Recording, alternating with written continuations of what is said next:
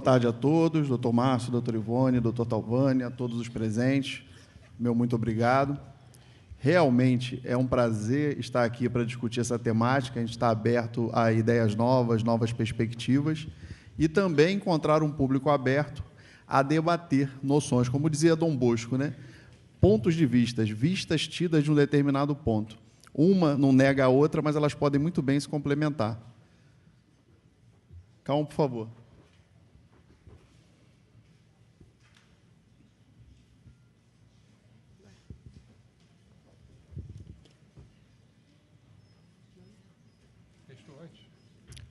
No teste deu tudo certo.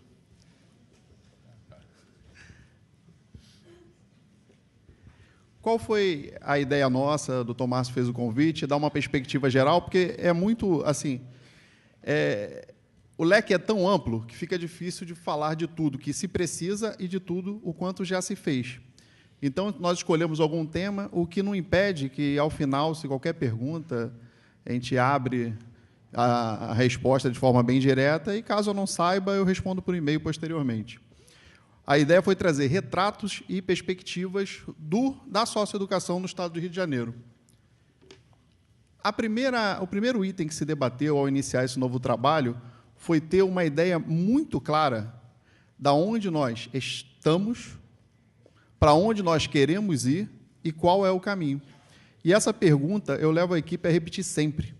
E é uma pergunta angustiante, porque cada vez que é feita é um mundo de coisa que está para acontecer, apesar de já ter acontecido várias delas. Trouxe a missão do órgão. Eu sempre gosto de colocar a missão da instituição. Por quê? Porque todos que nela labutam, todos que nela militam, têm que ter a clara noção do que é esperado dele. E qual foi o processo de criação dessa missão da instituição? Se tornou uma série de encontros, se convidou o professor Antônio Carlos Gomes da Costa para, através do encontro com as equipes, óbvio que levando em conta toda a legislação vigente, chegar a uma missão que eles se sintam parte dela. Tendo sempre a clara noção, a missão principal, quer resumir a missão do órgão? Fazer o adolescente voltar a ter a possibilidade de sonhar, de ter um projeto de vida. Quarta-feira eu estava assistindo uma defesa de tese e ela falou algo muito interessante que eu acho que a gente tem que pensar aqui. Ela usou o termo, óbvio que o termo não era para o sistema socioeducativo só, prender para educar. É justo, ao receber o menino lá, ele assinar arrogo? É aceitável? É aceitável, ao atender o adolescente, ele está na quinta, sexta série, com 17, às vezes quase 18 anos? É aceitável? Então, esses questionamentos, essas provocações, nós temos que nos fazer enquanto sociedade livre. Porque senão a gente vai estar sempre à espera da caixa de Pandora. Todas as políticas públicas funcionam aquém do necessário para formar um ser humano autônomo, mas nós vamos ter uma caixa de Pandora que vai ser forçada a entrar na ótica da instituição total, porque tudo é cobrado dela, para transformar aquilo onde todos deixaram a desejar. Falha é um termo muito forte, mas que tinha um caminho ali não explorado por todos que ali tiveram, com certeza tinha. Pode passar. Qual o primeiro desafio? Não tem como se fazer uma política se você não tiver um plano de atendimento socioeducativo. E o Rio de Janeiro ainda não tinha, era uma oportunidade de crescimento a ser explorada, foi realizado pela própria equipe, com a consultoria do professor Antônio Carlos, o plano de atendimento socioeducativo do governo do Estado do Rio de Janeiro. Por que do governo? Porque é impossível fazer o do Estado partindo do órgão por vício de competência. A competência exclusiva do SEDCA, eles estão elaborando, acredito que logo, logo teremos o plano estadual, mas não tinha como seguir o trabalho. Então, o que a gente se propõe ali? Eu acho bem interessante até a leitura. Desenvolver ações de defesa, tanto dos direitos fundamentais do adolescente, individuais e coletivos, no marco da doutrina da proteção integral. Por que é importante marcar isso? Porque vira e mexe, vários até dos termos que nós usamos retornam à doutrina menorista. Então, nós temos que internalizar essa concepção, internalizar que o ECA já tem 20 anos, internalizar que uma série de coisas deviam ser triviais, senso comum. Passa, por favor. Pode passar. Quais são os 3 eixos fundamentais desse plano? O das políticas públicas, pode seguir. O da solidariedade social e o campo do direito, porque lá ele está cumprindo medida socioeducativa e tem um caminho natural da medida. Pode seguir. Aí, o que você tem que rebater quando você faz esse planejamento macro? Primeiro ponto, que eu esqueci de falar anteriormente. O plano de atendimento socioeducativo ele foi aprovado dentro do Conselho de Direito. Depois foi desdobrado o projeto pedagógico da instituição, porque você tem que ter qual eixo de formação é a opção institucional. No nosso caso, foi o eixo educação, através do relatório Jacques Delors. Alexandre, já conseguiu mandar tudo o que precisava? Não.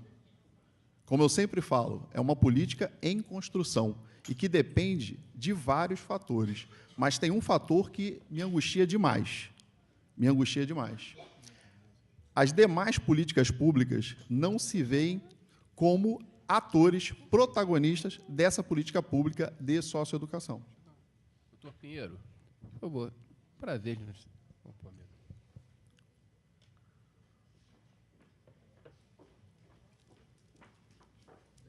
Tudo ótimo.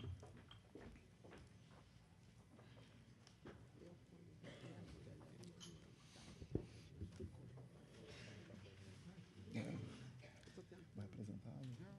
Pode seguir? Feito o projeto pedagógico da instituição, e são documentos disponíveis, a gente tem o hábito de colocar no site para consulta, o que se precisava fazer? O projeto político-pedagógico de cada unidade. De cada unidade. Foi feita uma diagnose inicial, você até encontrava-se alguns projetos político-pedagógicos, mas não estavam no eixo, não estavam da forma determinada pela SDH. De novo, foi optado por quê? Pela construção coletiva. É muito mais rápida a imposição. Você contrata um consultor, você contrata uma equipe e ela faz. Só que você não consegue observar o pertencimento. A construção coletiva, para mim, na minha concepção de gestão, é o melhor caminho para ações estruturantes. Se a ação não for estruturante, for para consulta, até cabe. Se for estruturante, não dá resultado. Segue, por favor. A gente trabalhou com 4 alinhamentos, conceitual, essencial, operacional. Vai passando. E o estratégico. Por que se bateu muito nesses 4 alinhamentos? Todo mundo tem que entender exatamente o que é socioeducação. Tem que entender exatamente qual a estratégia para você progredir nos 4 campos da educação humana, da competência. Você tem que entender como é que você operacionaliza aquilo que foi planejado. E você tem que entender qual a essência da medida. Por isso é muito importante, são muito importantes esses 4 alinhamentos. Pode seguir.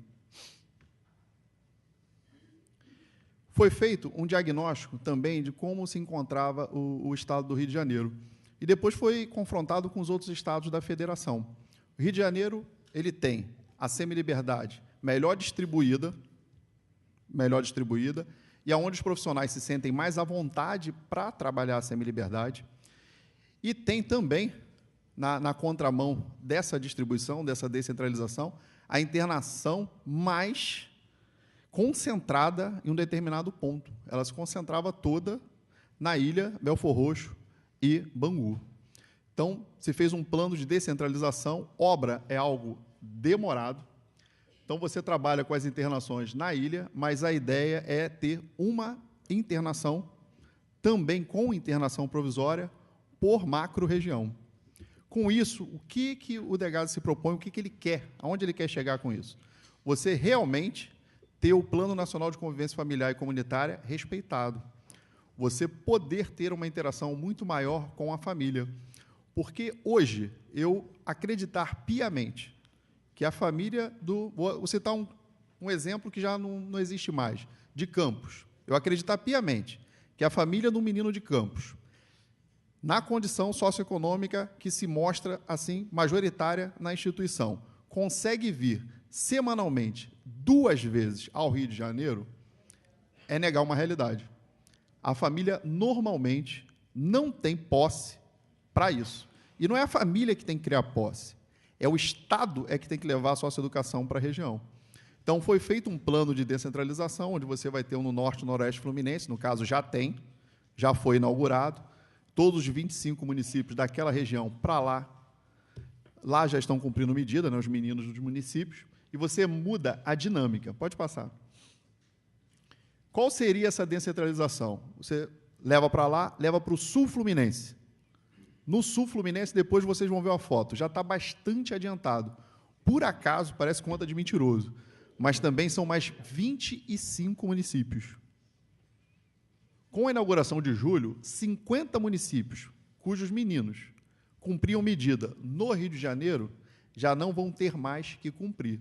Ah, é só isso, Alexandre? Não é a mera descentralização. Significa que os meninos de 50 municípios vão poder ter uma socioeducação com a família participando, sem essa negação de família, valor, cultura, costume. Pode seguir. A unidade de Campos. Trouxe uma foto da unidade, que essa é uma unidade bem diferente. Essa unidade foi feita em parceria com a Secretaria de Direitos Humanos, foi um plano de... até as arquitetas discutiram bastante. Ela é muito ampla, muito arejada, é para 80 meninos. Como todas as unidades da instituição, tem um colégio estadual dentro dele, é o Colégio Estadual Rui Barbosa, Colégio Rui Barbosa, e já está operando. Significa que todas vão ser naquele modelo? Tem distinções na arquitetura de um local para outro. Que, por exemplo, ali nós tínhamos um terreno de 20 mil metros quadrados. Na de Volta Redonda, já havia um terreno de 10 a 12, com uma variação lá. Mas também dá para fazer uma excelente unidade. Os municípios estão sendo atendidos, estão listados, fiz questão de listar, e agora vocês vão poder dar uma olhada em como está a de Volta Redonda, porque essa já está operando. Essa foto de Volta Redonda, ela é de mais ou menos 1 mês e meio. Já caminhou demais mesmo. E a inauguração é agora, no final de julho, no máximo, primeira semana de agosto. De imediato, vocês têm ideia de quantos adolescentes saem daqui da nossa região para próximo da sua família? De imediato, são 86 adolescentes. De imediato. E qual o conceito que nós estamos trabalhando nessas unidades? O conceito de unidade mista, mas não mista gênero, mista medida de internação e cautelar de internação provisória. Que assim ele não tem que vir num local longe da sua comunidade de origem, nem para passar pela cautelar da internação provisória. Ali também estão listados mais 25 municípios, e qualquer questão que os senhores queiram trazer, eu estou fazendo questão de ser bem célere, porque eu acho a parte de debate extremamente interessante. Foi feita uma divisão por ato infracional. É só para ter uma ideia de como está se comportando. Se dividiu em capital e comarca. Hoje tem um fenômeno curioso. Teve um aumento extremamente significativo em apreensões e medidas de internação provisória, no caso cautelar, vindo de comarca. Cresceu bastante. Tem que se estudar qual fenômeno provocou isso, porque não era a realidade do Estado até 2 anos atrás. Cabe um estudo para a gente ir na causa e não atuar na consequência. O fato teve o aumento. O que provocou o fato? Eu acho que a gente tem que buscar isso. É algo que merece muita atenção. Senão, a gente pode cair em algo que pode ser verdade ou não. Ah, foi por causa da UPP? Pode ser, é uma hipótese a ser estudada. É uma hipótese. Agora, quais as outras hipóteses? E já estudamos? Houve confirmação de hipótese, houve negação de hipótese. A gente tem que fazer isso, até para poder planejar. Os atos infracionais ligados, de alguma forma, a entorpecente, estão na frente. Já tem 1 ano e meio que teve esse salto, mais ou menos. E, no interior, ainda é maior. Segue. No interior, fica com essa visão. E esses são os dados coletados somente Na unidade de acolhimento, professor Antônio Carlos, não, minto, Gelson de Carvalho Amaral. Faltam dados, porque existem outras entradas, mas a visão de como se divide fica bem clara. E um outro dado que eu chamo a atenção, toda aquela discussão da redução da maioridade penal, ela tem como base os atos infracionais mais gravosos, é uma das bases. Em números absolutos, eles não se apresentam tanto. Então, acho que a gente tem que discutir com bastante seriedade essa temática para garantir que a decisão que for tomada, não estou aqui defendendo nenhuma postura, nem a outra postura, apesar de ter a minha, seja realmente a melhor pro adolescente. Que não seja uma decisão para eu diminuir o número de adolescentes dentro do sistema de socioeducação, que perguntas tais como: existe um programa eficaz no sistema penitenciário para a população jovem e adulta, sejam feitas, ou respostas como aquela que nós não queremos ouvir. Eu ainda não fiz tudo o que eu precisava para esse programa efetivamente funcionar. Pode seguir. Isso é horrível, né? Você olha assim e não entende nada. A ideia inicial não era essa. E quando eu olhei, eu falei, pô, isso aí é ótimo para não entender nada. Isso ali foi só o que a gente optou em trabalhar com planejamento bianual. Então, o que foi estudado nesse planejamento? Como era um sistema onde a ausência de políticas públicas era muito forte, apesar de, no outro dia eu estava conversando, um professor meu de ciência política falou que a ausência de política pública é uma política pública muito bem definida. Professor de ciência política, eu falei, o senhor bebeu hoje ou o senhor está louco? Aí ele falou, a ausência de política pública pode ser uma política pública muito bem definida, que ali se define qual o valor que se dá a determinada área. Então, eu tenho que saber se ela é proposital ou se ela foi só um deslize ou a prioridade no atendimento. Eu comecei a pensar nisso. É uma coisa que a gente deve pensar, porque pode ter ocorrido ou não. Eu não vivi aquele momento, não estava lá, mas quando você é assolado por aquela ausência, você tem que parar e planejar. Até porque você sabe que vai ficar como patinho feio até terminar isso. Porque quando falta, você para e olha assim, caramba, 17 unidades de semi-liberdade, deixa eu ver qual está adequada. Nenhuma. Há um centro de acolhimento, que é chamado de triagem. Primeiro que não se faz triagem de ser humano. É adequado? Não. As internações, tem alguma adequada? Não. Você vai fazer o planejamento, vai priorizar, vai colocar orçamento, mas sabe que vai estar sempre faltando coisa, como é natural. Então, a gente tem que focar no que falta, aonde a gente quer chegar, mas ter uma clara visão do que já se passou. Pode seguir, Cão. Não, essa aí pode pular. Também, porque já foi passado. O primeiro fator crítico de sucesso que foi selecionado pela equipe foi o alinhamento estratégico como filosofia, como base. Porque se você não tiver o alinhamento de todos os atores do sistema, não anda. Ou anda no que eu brinco com o pessoal na política saci, política de uma perna só. Vai estar sempre uma perna faltando. Então, foram estabelecidas metas e, embaixo, a gente sempre atrelou a valores. Segue. Isso é só para dar uma passada, não vou me demorar. O que se apresentava também no órgão? Você tinha um quadro de pessoal que ele é, durante um imenso tempo, temporário. Então, você tem que consolidar. Eu não estou falando que se as pessoas são boas ou ruins. Eu estou falando que você tem que ter uma sequência natural, você saber que aquele servidor vai ficar durante 30 anos, você saber a consequência de cada capacitação para que o órgão possa seguir. Então, a gente tinha que recompletar esse quadro, mas não recompletar numa ótica de correcional repressiva. Eu preciso do agente para manter o menino lá dentro. Não. Fazer o cálculo pelo SINASE. O crescimento, a curva de crescimento é essa. Eu preciso de quantos pedagogos, quantos psicólogos, quantos médicos, quantos assistentes sociais. Esse cálculo foi feito, foi realizado o concurso em 2012, o último tinha sido em 1998, se eu não estiver equivocado. Foram consultados vários setores da instituição e foram seguidas, né, as regras do SINASE. À época do planejamento, Sinase Conanda, a resolução. Com isso, entraram 433 servidores no ano passado. Esse ano entram mais 500 servidores e ano que vem mais 211. Mas também todos os contratos temporários estão saindo da instituição.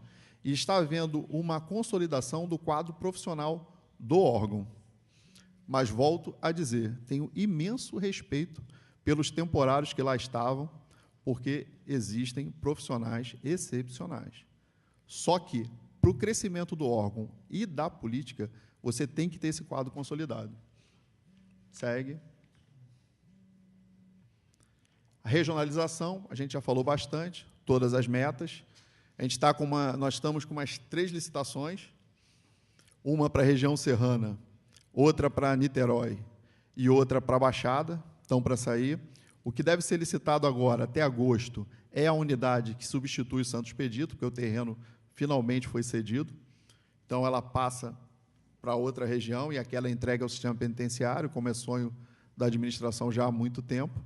E, graças a Deus, parece que nós vamos conseguir cumprir, atingir essa meta. Pode seguir.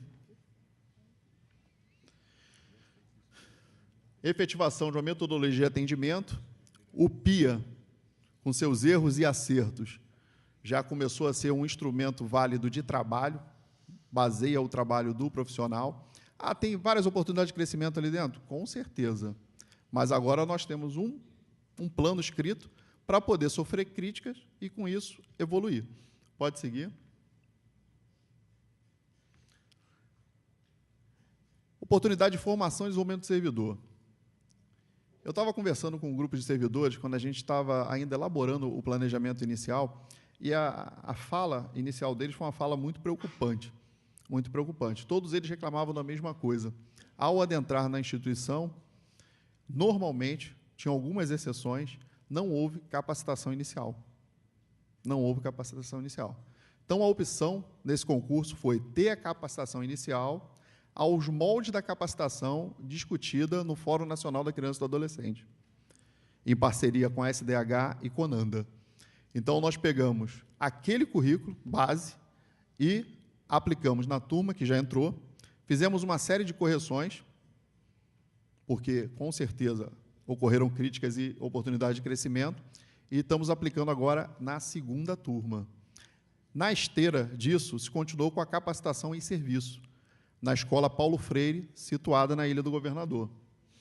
Pode seguir. Esse é o fator crítico de sucesso que nós menos avançamos. A comunicação.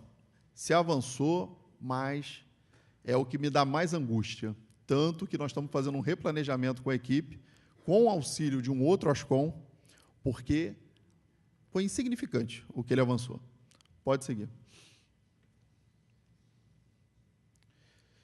E sistematização dos saberes institucionais.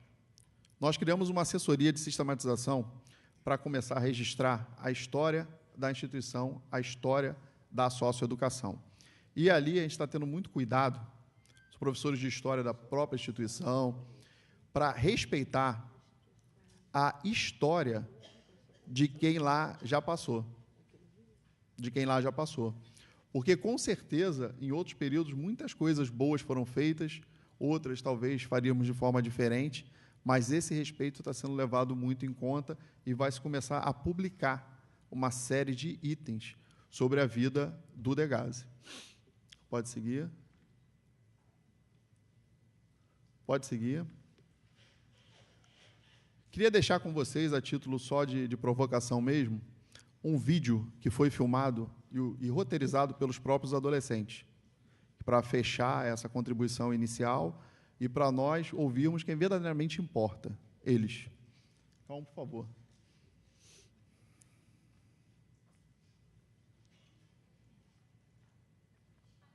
Eu sou Michele Félix e você está assistindo a TV Novo Degase, um projeto que recebeu a medalha Tiradentes Pedro Ernesto pelo seu trabalho em resgate ao jovem conflito coleiro. E a entrevistada da semana é Evelyn Gomes. Evelyn, é verdade que depois que você fez o curso de fotografia enquanto estava internada, até apareceu no jornal? Sim, apareci no jornal, fiz uma exposição de cultura Laura Alpim e até...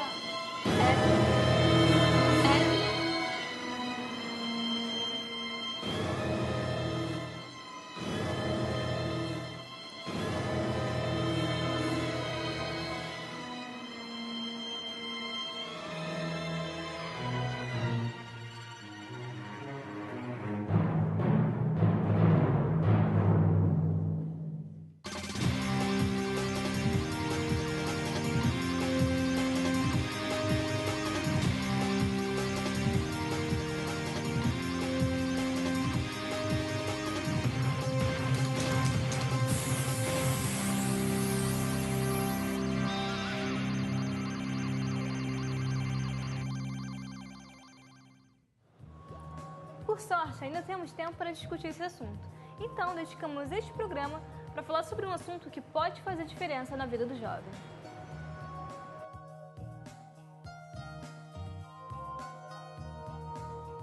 E o que nós ouvimos muito é que a família é muito importante e que a falta dela pode ser um dos fatores que leva o jovem a cometer um ato infracional.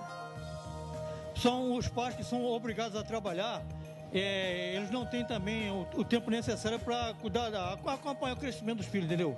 Quer dizer, não tem como educá-los. A redução da maioridade penal é um assunto tão complicado que tinha gente que era a favor. Concordo perfeitamente, porque com o advento da internet aí a informação está muito mais divulgada e aberta aí aos adolescentes, no modo geral, ao público jovem, né? Então a informação está disponível para todo mundo que precisa de tê-la em mãos. Então eu acredito que a redução da maioridade penal de 18 para 16 anos é uma coisa que tem que ser feita mesmo, em virtude da cabeça da juventude de hoje e da cabeça da juventude que tinha na época que instituíram o Código Penal Brasileiro, em 1940, né? Eu sou contra, não sou a favor. Você é a favor? Por quê?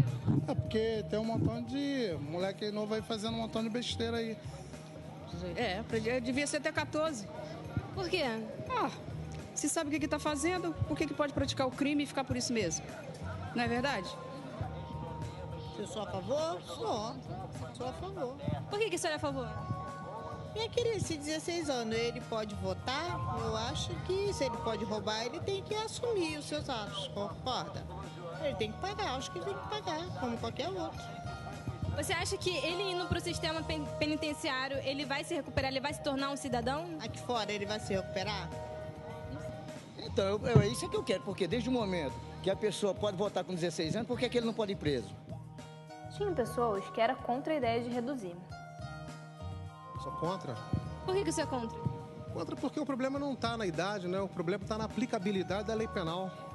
A lei penal, a lei é boa, a idade da imputabilidade é boa. O que não é boa é a aplicação da lei. A lei que não está sendo bem aplicada. Eu acho que não é legal, porque é criança. Há 16 anos. Então vai entrar com outras pessoas maiores que já têm experiência carceral do crime. Vai dar uma coisa errada, eu acho. Se criasse centros de recuperação ou algo similares a isso, algo que trouxessem eles para uma realidade diferente da criminalidade, eu acho que deveria mudar bastante a história dos nossos jovens. E também tinha aquelas pessoas que achavam que a solução estava no meio dos dois jeitos. Sou contra nem a favor. Eu acho que cada caso deveria ser analisado de uma forma minuciosa e concreta para distinguir se o infrator ele tem ou não maturidade suficiente no ato de cometer o crime. Deu para ver que é um assunto complicado, né? São tantas opiniões que pedimos ajuda para aquelas pessoas que estão acostumadas a lidar com muitas informações e com a lei. Eu acho que nesse sentido a imprensa tem um papel muito importante, que é de esclarecimento, e não de transformar uma discussão bipolarizada, transformar uma discussão em algo que se encontre alguém a favor ou alguém contra. Eu acho que quando a gente faz uma matéria, faz um processo de comunicação a partir de um desenvolvimento como esse, a gente entende que uma discussão como essa precisa ter mais profundidade. Você não precisa ter simplesmente o lado B ou o lado A de uma história. Uma história, sobretudo como essa, pode ter 20 lados. pode ter um lado da família, pode ter um lado da legislação, pode ter o lado da política, pode ter o lado da educação. Eu acho que quando você faz uma crítica construtiva em que você encontra mais elementos para contar uma história, você traz mais informação para a sua dissertação e com isso você pode fazer uma crítica mais aprofundada.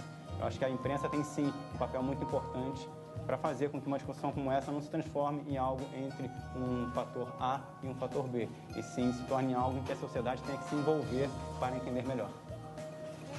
Hoje, cito até como exemplo uma situação peculiar nos Estados Unidos, onde aplica-se indistintamente esta norma, e que nesse país se pensa hoje em um tratamento diferenciado para os jovens. Neste momento existe uma criança de 9 anos de idade, talvez hoje tenha um pouco mais, na fila da morte. Isto deixa a população americana aflita. Eles mesmos entendem que isto não corresponde a uma devida resposta do Estado às necessidades sociais. E por este motivo vieram ao Brasil conhecer o nosso sistema. Eu acho que isso deve ser dito, isso é muito importante, né? A gente refletir esse momento, né? Então eu acredito, como já disse, que nós estamos caminhando, né, dentro de um pensamento coerente, dentro de um pensamento onde se procura tratar aquele ser em formação de forma diferenciada daquele que é o jovem adulto.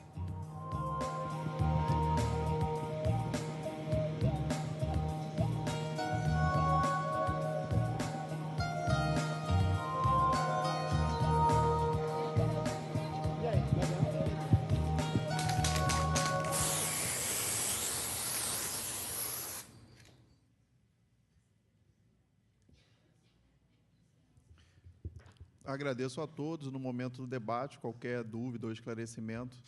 Muito obrigado.